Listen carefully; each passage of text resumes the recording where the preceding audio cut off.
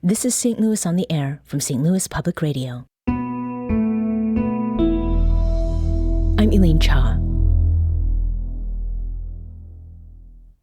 If you were to make a list of quintessential St. Louis experiences, what would be on it? It's true, your list may not be the same as the one made by the person next to you, but I'm willing to bet many folks would include a visit to the St. Louis Zoo, going to the top of the Arch, perhaps the City Museum, the Muny, and hitting Busch Stadium for a Cardinals game. Another to add to that list of most likelies, a trip to Ted Drewes Frozen Custard. The beloved family business has been around for almost 100 years. Ted Drewes Jr. ran the family business for decades. He passed away this week at the age of 96. St. Louis Public Radio reporter Lauren Brennicke stopped by the shop on Chippewa on Wednesday and talked to customers about the news. This is kind of a wild trip. I actually came up to pay respects to my mother, who passed away in 2021. And anytime I come home to St. Louis, I come to Ted Drewes. And so I drove all the way up from Charlotte, North Carolina last night. So that's really sad. I mean, I can remember back in the 80s, going out with my friends, and then before the night was over, hitting Ted Drewes. Yeah, right? So, yeah. Did your mom ever take you here? No, actually she didn't. It was all my friends that did.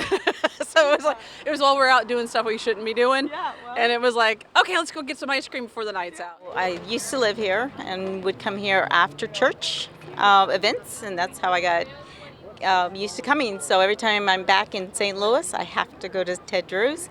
We live in Florida now. 2 or 3 and times. So 2, 3, 4, 5 times a year, I get up here, have to go, have to get that Cardinals in. We used to live in the city between 1986 and 1996, so it was always a tradition to take the family over to Ted Drewes for their frozen custard. And of course, in the winters, they sold Christmas trees, so we always bought a Christmas tree from Ted Drewes. Yeah. So Why Ted Drewes over any other ice cream shop? it's probably fatter than any ice cream on the market, but it's the most delicious. And it's kind of a tradition too, but quality. And I understand that Ted did a lot for the community too, for his employees and that sort of thing. So obviously this was his passion, and when you're able to do what you love your entire life, you don't work.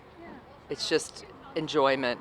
And he's brought a lot of joy to a lot of people, so his life had a lot of value. And it's sad that he passed, but I'm sure that his memory will live on in his custard forever.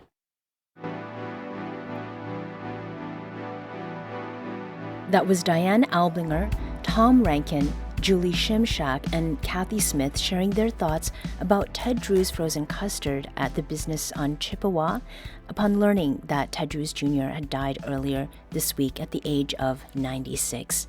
Joining me to reflect on Drewes' legacy is Cheryl Baehr, food writer at St. Louis Magazine and co-host of the Arch Eats podcast. Welcome back to the show, Cheryl. Thanks for having me. So let's get right to this. What do you think makes Ted Drewes so special? I think listening to those stories from people, you understand that, yes, this is delicious frozen custard. There is something inherently wonderful about eating it.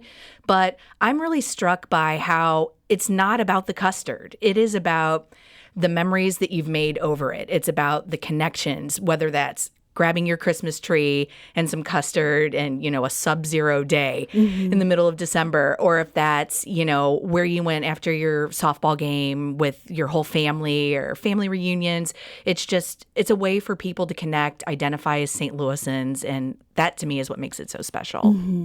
And as far as the way that they did business, so I have been there before on very hot days. Yes. They get to your order pretty quickly. So the mood and the atmosphere, how much of that plays into how well loved Ted Drewes has become? It's electric. When you're there, there's just an energy. No one's in a bad mood when they're in Ted Drewes' line. So and you look at it, and I think that's part of the beauty about it. There's almost this organized chaos to it. You might queue up and think, oh my goodness, this is going to take forever. But they have some sort of system. I'm not sure how they keep track of it, but wow, it is impressive. And I think maybe first timers might be a little intimidated, but somehow they make it happen. Yeah. It's really impressive. So you said it's not necessarily just about the custard, Cheryl, but what is it, from your perspective as a food critic, that sets their custard apart from others? Their custard is just extraordinary. There is something, all custard is inherently just a little richer, a little bit more decadent than ice cream, more dense, just a really lovely product. But there's something about theirs that I think there's just this silken texture to it that, they whip it up with whatever ingredients you want in there, but somehow it almost seems like it's in this suspended state between solid and liquid that's so lovely. And, all the fun toppings that they put in there that are really thoughtful. It's not they're just piling stuff on. They all, like the cardinal sin. People love the tart cherry and the chocolate. Those really match. And macadamia nuts and pineapple. They've really thought through a lot of things. So the St. Louis Cardinals, which was mentioned in that list of quintessential St. Louis things, they put out a statement that included this, quote, "Ted was a St. Louis icon whose frozen yogurt was as synonymous with summer in St. Louis as Cardinals baseball and the arch itself. It is really good, guys and gals." And to that point about guys and gals, let's listen to a snippet of Ted Drewes Jr. in one of the commercials the company was known for. Some days you just want a small treat. Like the cookie sandwich. Or the kitty cone. Or the new Micro Mini. If we sell all this small stuff, we're going to go broke. Not if we sell 1 million of them. Choose your flavor, choose your size. It really is good, guys and gals. We also did a call out asking folks to send us a voicemail with their memories, and this message was among them. Hi, my name is Krista White, and I live in Vienna, Austria. I've never lived in Missouri, but my parents are from St. Louis, and so every summer, as long as I can remember, we would fly into St. Louis from the East Coast to visit my grandparents, aunt and uncle, and cousins. One of my earliest memories as a child was going to the famous Ted Drewes for custard. Every summer, I would repeat the same question: what is the difference between custard and ice cream? I don't know if I ever got an answer other than, well, custard is better than ice cream. So I have now been bringing my family, my husband and son, back to St. Louis every summer to visit family, but now we come from Europe, where we've lived for the past 20 years. So Ted Drewes is responsible for a lot of our airline miles. Thanks for the memories, Ted Drewes. That's Krista White from Vienna, Austria, sharing her memory about Ted Drewes.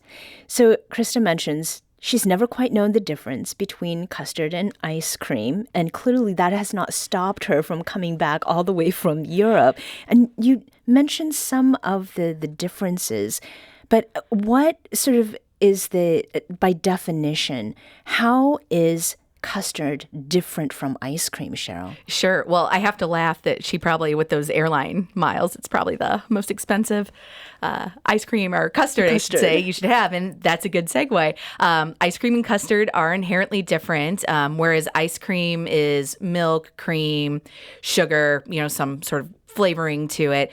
Custard has egg yolk. Custard is required, and that's the richness that comes with it. It's required to have a certain percentage. Anything less than that is still considered ice cream there. So it's really that egg yolk. The other thing, so that's the ingredient factor. The other thing is really the process. Ice cream has a lot more air whipped into it. So it's just kind of a fluffier, lighter texture, whereas custard has a lot less air, so that's why it's just thick, dense. You can turn it over and it won't drop, which is their signature. So that's the difference. Mm-hmm. And there's a caller from from Olivet who wants to share her own memory. Leslie, welcome to St. Louis on the Air. Years ago, I worked for the Opera Theater of St. Louis, and I had to pick up 300 concretes from Ted Drewes. That's a lot. Right. So they told me to go into the office. So I went into the office in the back where people don't usually get to go, And I happened to notice that there was a microwave that said, "This microwave is kosher."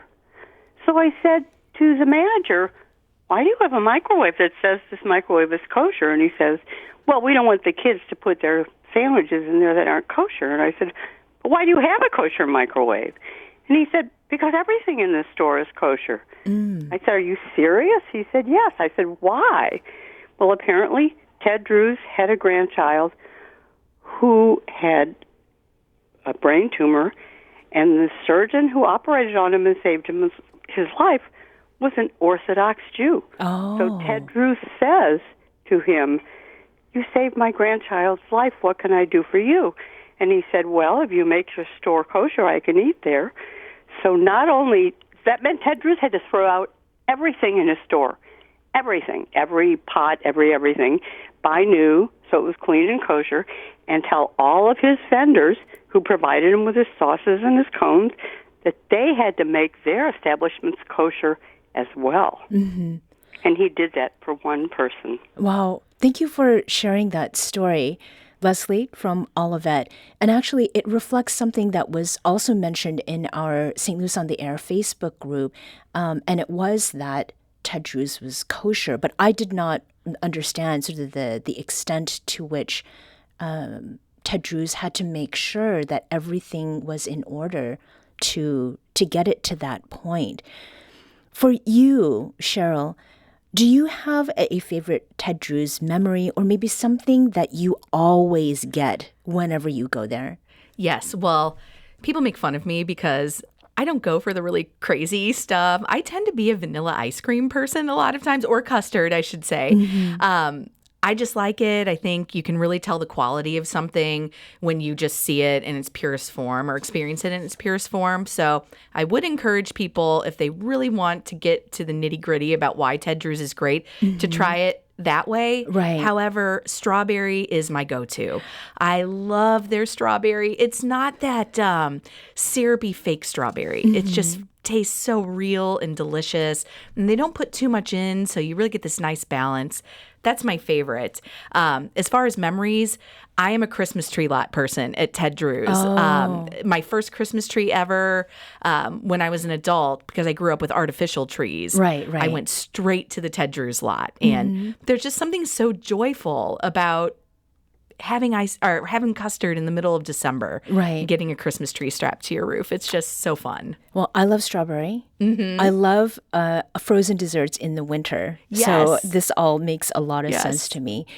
So just as we are wrapping up here, Cheryl, in the time that you've covered St. Louis food and the people behind it, what has struck you most about how establishments like Ted Drewes become institutions? I really think that there's something about the way they make people feel. It's not, again, going back to my earlier comment, he has to have a great product. I mean, that's a baseline. But what you do after that is what really makes you special. You can tell it when you're there by the way he treats his people. He's been known to give education assistance to all of his employees. And then you can tell by the way the people treat you. It's the way they make you feel that you're a part of something greater than yourself, and it's not mass-produced.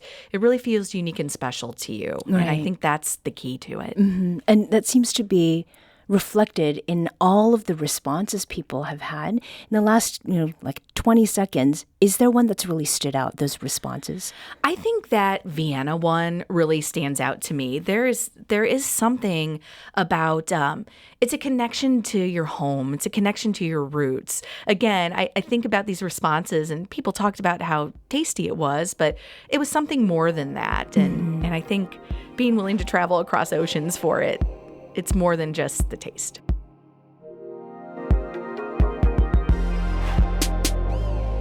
Cheryl Baehr is a food writer at St. Louis Magazine and co-host of the Arch Eats podcast. Cheryl, thanks so much for coming in today. Thanks for having me.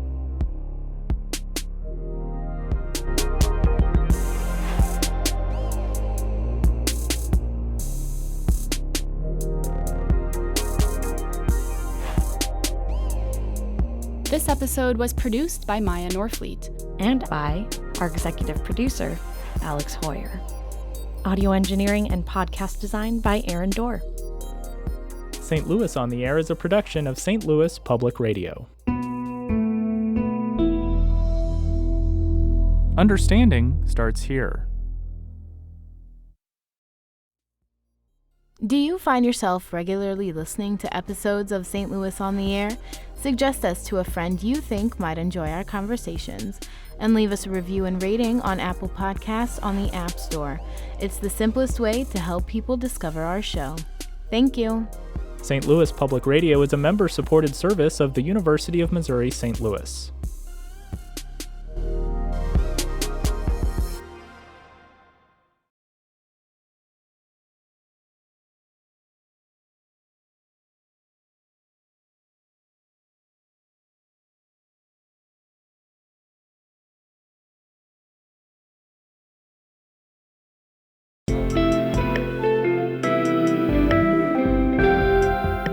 The Gateway brings you the day's news each weekday from around the St. Louis region and the state capitals in Jefferson City. Our schools are accredited. We don't need this bill. And Springfield. How many more years must pass before lawmakers see time is of the essence? I'm Abby Larico. Join me each weekday for The Gateway on the STLPR app or wherever you get podcasts.